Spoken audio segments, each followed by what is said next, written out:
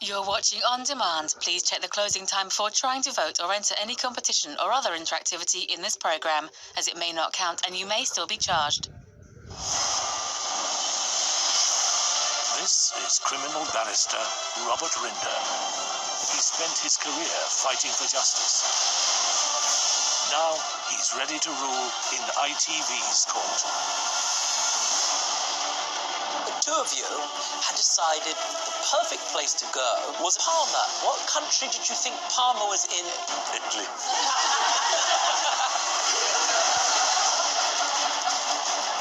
We just went up to desk and asked them for the next flight out anywhere. And you thought, ooh, how marvellous, Italy, never been there. And you paid the money, correct? You say to me that you asked Nigel to pay you back, and he agreed. Some point during the course of that trip, somebody got a tattoo, am I right? It was me. Were you entirely sober when that happened? No, I'm still having flashbacks to it. It's in the mirror. That's not a flashback, sir. That's a reflection.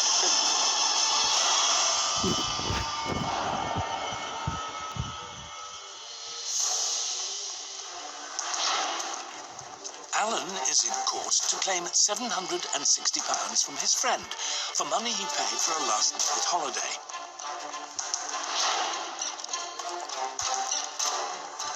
Defendant Nigel says he has already returned some of the money, but as Alan offered to pay for the holiday, technically he owes nothing.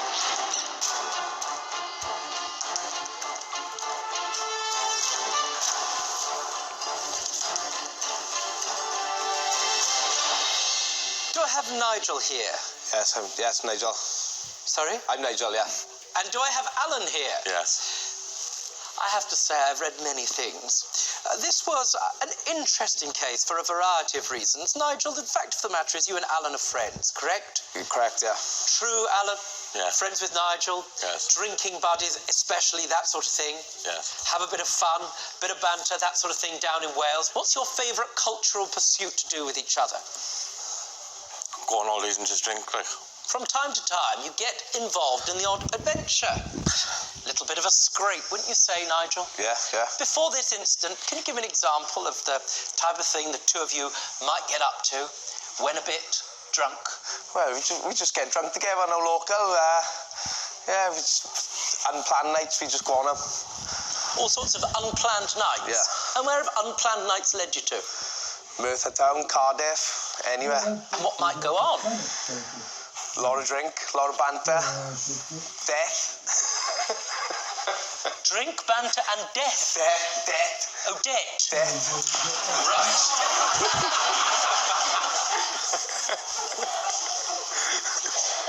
At some point, the two of you ended up going out drinking, as you so often do. And I don't know how much Nigel had to drink, but I'm going to suggest rather a lot.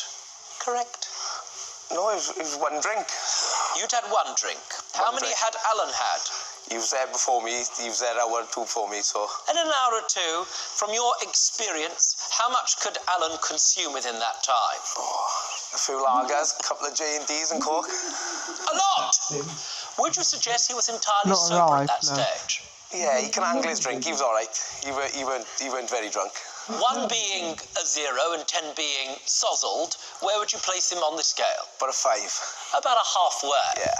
And during the course of being very drunk, Alan, or Nigel, I'm going to ask you about it, however, Alan, the two of you ended up drinking so much that you came up with a perfect idea. You were going to go on something of a cultural journey. Am I right, Alan? Yes. You thought to yourself, where would be the perfect place to go now that we're drunk? By the way, what day of the week is this? Tuesday. It's a Tuesday. It's not a weekend. Both of you work. It's a Tuesday. You end up at a 5. He's at a 1 when you arrive. At what number were you when you made the decision that you thought it would be a good idea to go what I'm going to ask you about in a second, but let's call it elsewhere? What number were you? 9. A 9. Close to a 9, yeah. But the two of you had decided the perfect place to go on a Tuesday afternoon was immediately to the airport, and you'd thought to yourself, we're going to go to Palma, right? Correct. Now, what country did you think Parma was in at the time you thought that would be a good idea? Italy. Italy. You're a 9. You're an 8. You go from the pub on a Tuesday and you say, let's go to Italy. And so you decide you're going to go to Parma in Italy. And how do you purchase the tickets? We just went up to the desk and asked them for the next flight out anywhere. And they said it was Parma. And you thought, ooh, how marvellous, Italy, never been there.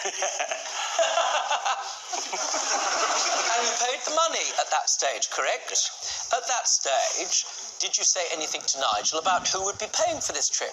Yeah, I was going to be paying for it all. You were going to be paying for it all? Yeah. You must have been rather thrilled at such a gift, correct? Yes. Did you understand it to be a gift at that time? Yeah, I thought it was a gift. Understood.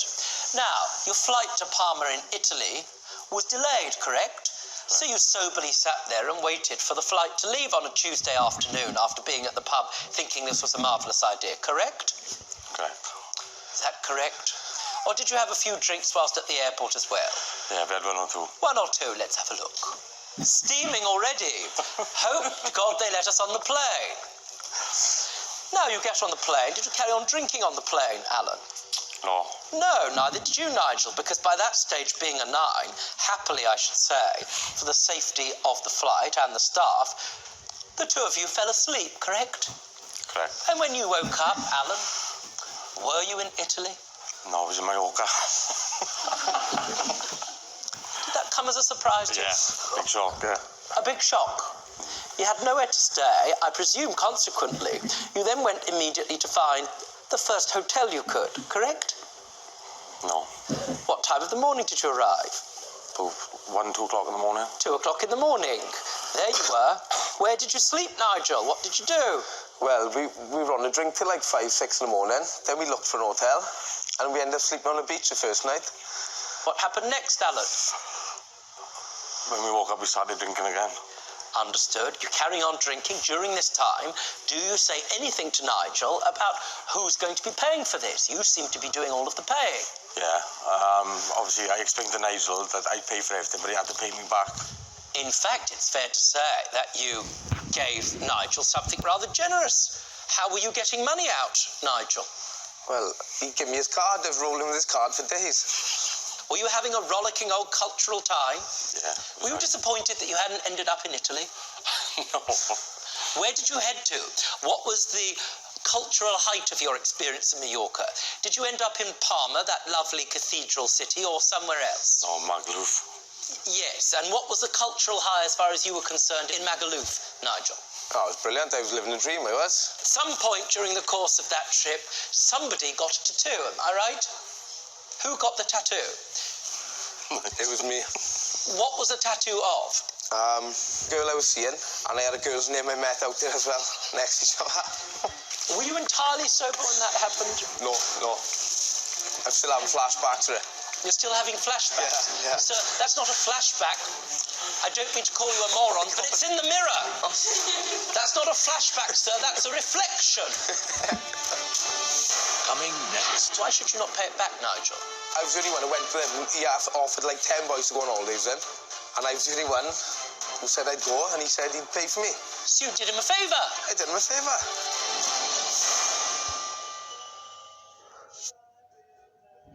This programme is sponsored by Patient Claimline, medical negligence specialists. When you've been epic pruning, let there be fruit.